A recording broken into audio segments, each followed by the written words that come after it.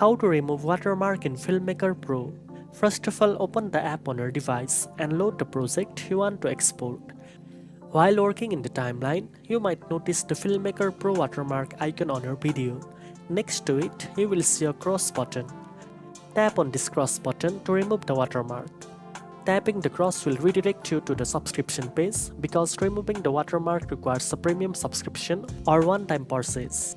Choose your preferred plan, complete the payment, and the watermark will be removed. After subscribing, go back to your project. The watermark will no longer appear on your timeline, and when you export your video, it will be saved without any watermark.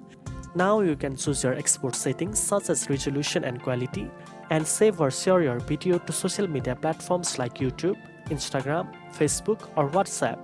Now you know how to remove the watermark in Filmmaker Pro.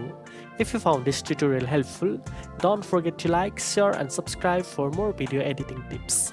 Thanks for watching, and I'll see you in the next one.